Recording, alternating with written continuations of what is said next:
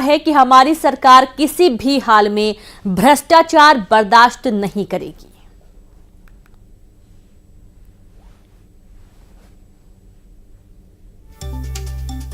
ने कई सारे सरकार के गठन होने के साथ कठोर निर्णय लिए, जिसमें एक बड़ा निर्णय लिया, सभी टोल बैरियर पर जो वसूली चलती थी या टोल पे शिकायतें थी, हमने सबको अपनी सरकार ने बंद किया। और हमारा प्रयास रहेगा कि हम किसी भी हालत में किसी तरह के भी करप्शन को बर्दाश्त नहीं करेंगे। इसमें जिस स्तर पर भी कार्रवाई करना, लगातार हमारी सरकार ये कार्रवाई करती रहेगी। हमारे इस सुशासन के लिए माननीय मोदी जी के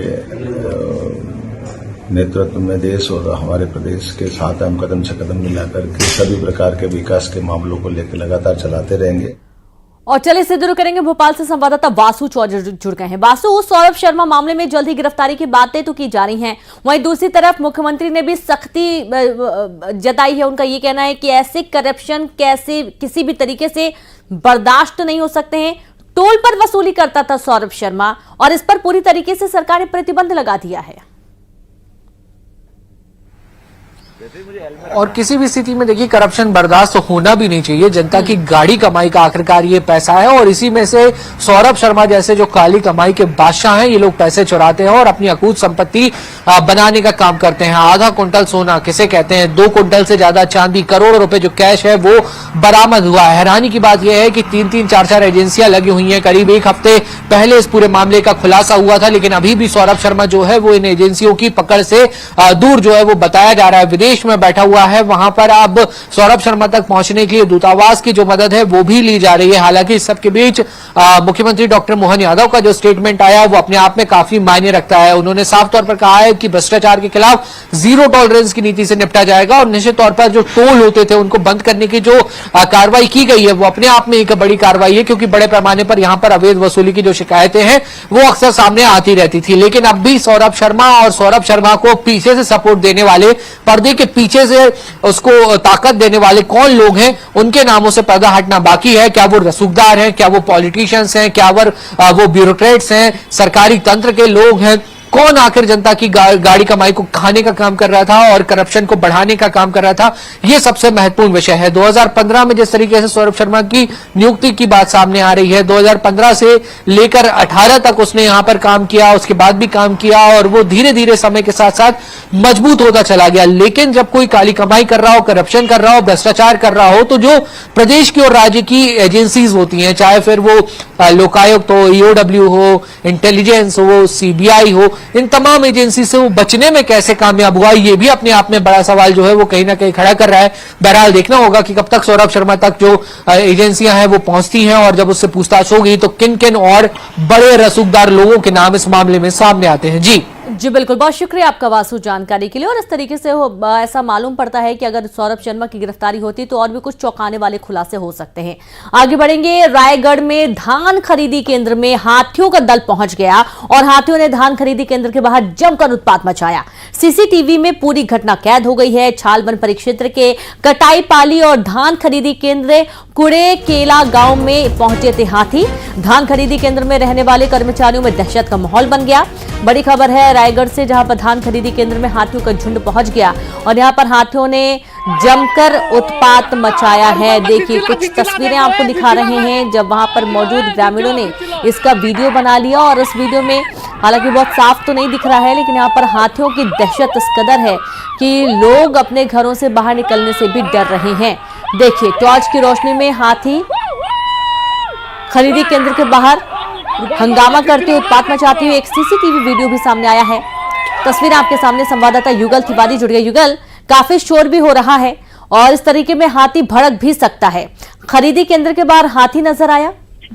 जी बिल्कुल, देखिए धान खरीदी केंद्रों में लगातार हाथी है वो पहुंच रहे हैं, स्कूल तक पहुंच रहे हैं हाथी। और इसके अलावा अगर हम बात करें, लैलूंगा वन परिक्षेत्र में 40 से अधिक हाथी है, जहां पर ग्रामीणों को कैंप लगाना पड़ा है ग्रामीणों के लिए, क्योंकि हाथी कच्चे मकान को लगातार तोड़ रहे हैं, धाराशायी कर रहे हैं। तो इसलिए बहुत सारे जो वहाँ जंगली क्षेत्र में जो लोग रहते हैं उनको रेस्क्यू वहां से किया गया है और अलग से कैंप लगा करके वहां पर खाना, कंबल, क्योंकि ठंड का समय है तो इसलिए ग्रामीणों को मुहैया कराया जा रहा है। और लगातार रायगढ़ जिले में 40 से अधिक हाथी हैं जो अलग अलग क्षेत्रों में विचरण कर रहे हैं। और धान खरीद केंद्र में दरअसल हाथी का जो दल है धान खाने के लिए जाता है और इस दौरान हमले भी करता है। और जो जंगली इलाके में जो स्कूल है वहां भी बच्चे अभी फिलहाल जाने के लिए डर रहे हैं। कुल मिलाकर यह है कि हाथी का दहशत है लगातार बना हुआ है। और छत्तीसगढ़ में 11 ऐसे जिले हैं जहां हाथी प्रभावित है और 200 से अधिक हाथी अलग अलग क्षेत्रों में विचरण करते हैं। और इस तरह से जैसे जैसे उनके खाने की सामग्री की कमी होती है, घास नहीं मिलता है, तो ये धीरे धीरे जो ग्रामीण क्षेत्र में घुसते हैं और इस तरह से आतंक मचाते हैं। क्योंकि ग्रामीण को रात जगह करना पड़ रहा है और यही वजह है कि हाथी को खदेड़ने के लिए शोरगुल मचाते हैं और इस दौरान हाथी बिलक भी जाते हैं और हमला भी करते हैं। फिलहाल बिल्कुल हमले की टीम मौके पर है, लेकिन हाथी का दहशत है रायगढ़ जिले में लगातार जारी। जी बिल्कुल, बहुत शुक्रिया आपका युगल जानकारी के लिए। और हाथियों की दहशत इलाके में लगातार जारी है और आप ये देखिए कि हाथी यहाँ पर भड़क भी सकते थे, हमला कर सकते थे, इसीलिए बहुत ज्यादा सतर्क रहने की जरूरत होती है जब इलाके में आसपास हाथी घूम रहे हैं।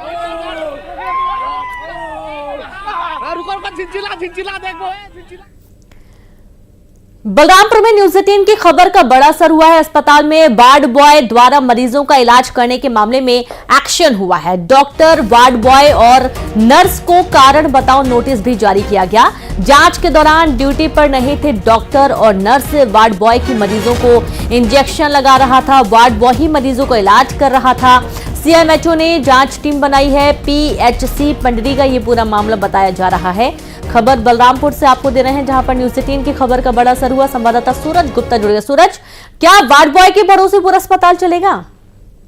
जी, मैं आपको बता दूं कि ये बलरामपुर जिले के प्राथमिक स्वास्थ्य केंद्र पंडरी का पूरा मामला है, जहां वार्ड बॉय के द्वारा मरीजों का इलाज किया जा रहा था, लोगों की जान के साथ खिलवाड़ किया जा रहा था। जैसे इस खबर को न्यूज 18 ने प्राथमिकता के साथ दिखाया, तत्काल मुख्य चिकित्सा स्वास्थ्य अधिकारी ने मामले में संज्ञान लेते हुए जांच टीम गठित की और टीम को मौके पर भेजा, जहां डॉक्टर और नर्स नदारत पाए गए, जिसके बाद इन्हें कारण बताओ नोटिस जारी किया गया। वहीं वार्ड बॉय को भी कारण बताओ नोटिस जारी किया गया है और उनसे 3 दिवस के अंदर जवाब मांगा गया है।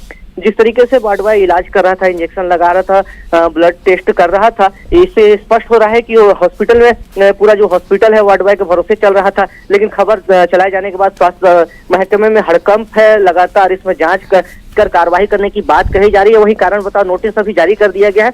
अब इस नोटिस का जो 3 दिवस के भीतर जवाब आना, उसके बाद देखा जाएगा कि आगे क्या कार्रवाई होती है। लेकिन जिस तरीके से वार्ड बॉय जो इंजेक्शन लगा रहा था, लोगों की जान के साथ बहुत बड़ा खिलवाड़ किया जा रहा था। जी बिल्कुल, बहुत शुक्रिया आपका सूरज जानकारी के लिए। तो वार्ड बॉय खुद ही डॉक्टर बना हुआ है और अगर वार्ड बॉय के भरोसे अस्पताल चल रहा है तो डॉक्टरों की जरूरत क्या है? इस पूरी खबर के सामने आने के बाद हड़कंप की स्थिति बनी हुई है।